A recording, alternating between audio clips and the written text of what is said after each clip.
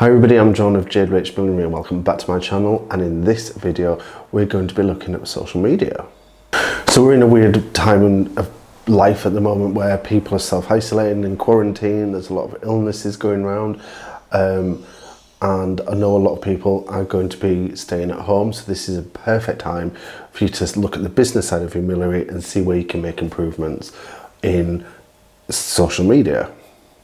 Now, I'm not the best at social media, and over the last couple of days I've been doing research on the best ways to try and do your social media, especially when you're doing it yourself. And these are some steps that I'm going to be taking over the next few weeks to try and implement in a daily routine. So when you're planning, first thing you want to do is set some goals. Now, everybody's goals are different. What do you want from your social media? Is it to inspire? Is it to get more customers?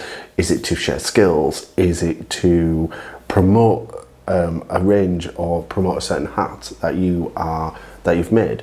Knowing what your goals are will help you determine what you want to do on your social media.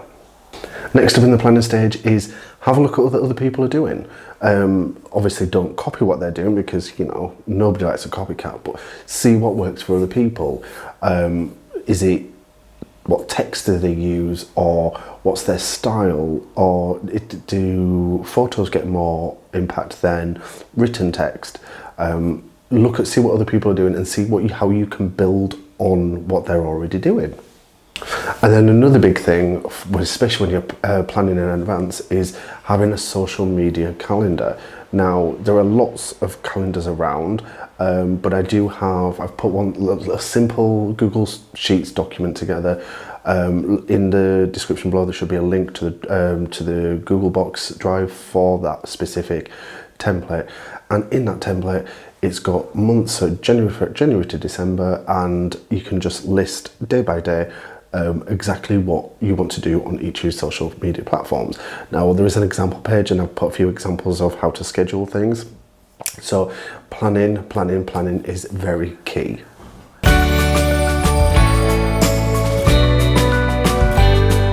So you need to think about what social media platforms you like to use and what is going to be good to use.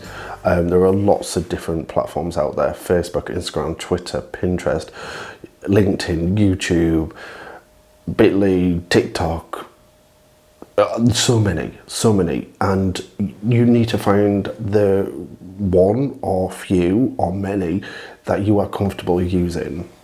But different platforms require different ways of, not necessarily require, but different platforms have different ways that work best. For example, Pinterest and Instagram are very image-based. People will be scrolling through and they'll see an image and then they'll read more. Whereas something like Twitter is a lot more text-based. However, saying that in recent years, I've kind of seen more of Twitter becoming a lot more visual with pictures as well. Something like Facebook is kind of a middle ground. There's a lot of text, there's a lot of photos, there's a lot of images. So, I mean, to be fair, from my viewpoint, not my experience, but this is from my viewpoint, images seem to do better than anything else. So when you're scheduling your posts and when you're planning your posts, it may be wise to think about how you can incorporate images into your posts. According to eMarketer.com, over a third of US customers will be planning on purchasing something through social media. So having them images, having that visual is key. And you don't need a fancy setup to take good images. Most phones these days, most smartphones these days have a decent camera, and there's so many editing softwares even built into a phone that you can use just to perk up them photos to make them more visually impact.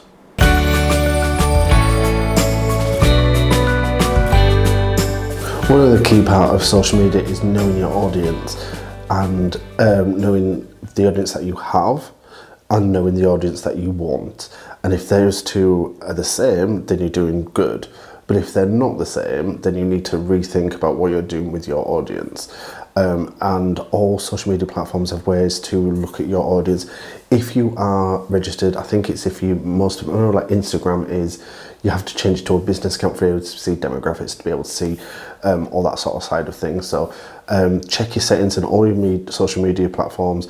See if you are registered as a business, if it's a business account, and you'll be able to access all of those different options there. Knowing who your audience is will help you tailor your social media sort of output to what your audience wants and to what the audience you want to try and achieve. But because you've already got that core audience, don't neglect that audience. If there's a different audience to what you want, don't neglect the audience that you have. That's currently your audience, regardless whether or not that's your intended audience. Those are your audience. You still need to keep your key core audience happy. And it goes without saying, we tend to do things, we tend to use things that we enjoy, things that we are comfortable using. So make sure you find the relevant platforms that are ideal for you. Personally, I don't use Snapchat. I just don't understand it. Can't work it. The main social media platforms that I use would be Facebook, Instagram, Twitter, YouTube, clearly because you're watching on YouTube. And I have used Pinterest in the past, and that's definitely something I want to start incorporating back into this social media sort of time that I'm going to be start planning more about what I put on social media. Things like Snapchat, you know, if you wanted to try and get that younger audience, perfect. TikTok is another one if you want to try and get into that younger audience. I'm comfortable using Instagram. I know I can connect my Instagram and my Facebook, so those two will interlink with each other. I can also have my Twitter connected to my Instagram, so basically anything I post on Instagram will automatically go through to my Facebook page, and it will also go through to my Twitter as well. That's why I enjoy using those three together.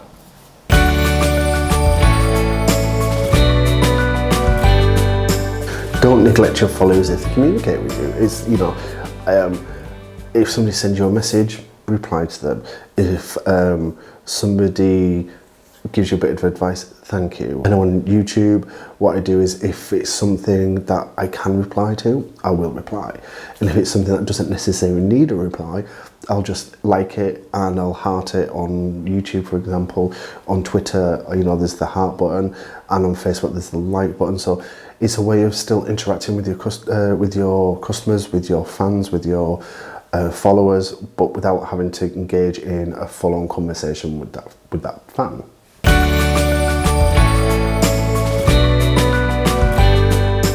As we mentioned earlier, in your planning section, we were saying to use a social media planner.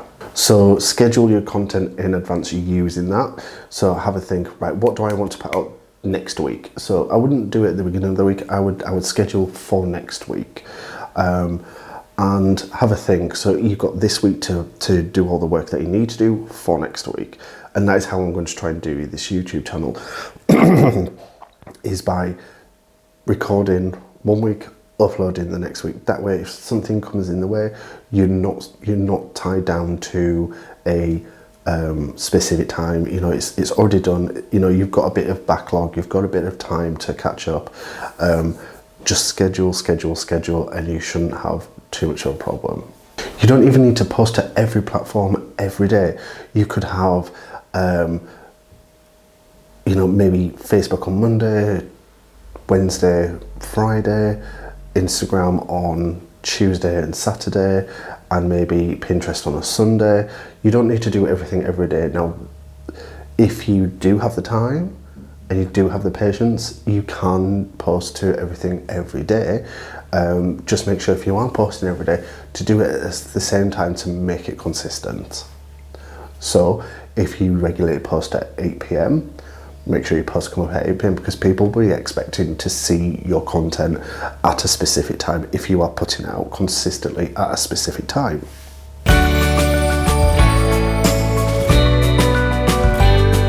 If you're struggling to find things to post about, then, you know, here's a few ideas that you could use to post. Have you stumbled across a good article? Perfect. You know, pop it in a tweet, let your followers know that you've got something interesting for them to read. Are you coming up to a milestone? Have you been open for 5 years, 2 years, 2 months? Is it your birthday? Are you coming up to like 1,000, 2,000, 3,000 followers? let your audience know where you are and that you are about to come up to a milestone. You know, people will be looking out for it, people will be excited, they'll want to get involved. So let your followers know that you've got something coming up. You can use the same content but in different ways. So I do, every Christmas I do an advent calendar, and every single day of December I put up a video. So that's 25 videos in December, which are all pre-filmed, but I'm still I'm still putting out 25 videos in December, and they're all in the same vein. If you haven't checked out that, make sure you check out, I'll put it in the card here. But yeah, you could also do Meet the Maker on Instagram, or you could set up your own thing, or you could even do your own thing. You could set up your own hashtag. You could have Millinery Mondays, you could have High Fashion Fridays, you could do stitching on Saturday. I mean, you know, I'm using all these like alliterative words. I don't say alliterative, but I'm using all these I'm using all these alliterative words. You know, make your own hashtag, get involved, spread the word, and all these little things will help you in your social media.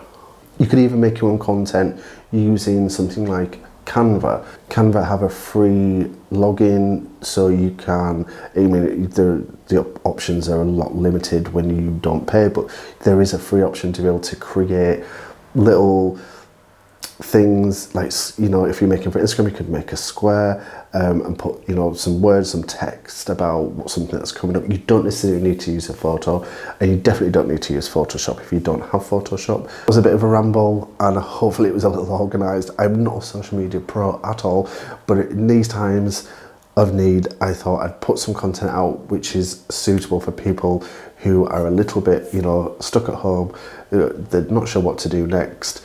This is the perfect time if you are able to work on your business, put those plans into place, look at your photos that you've already got stored on your computer.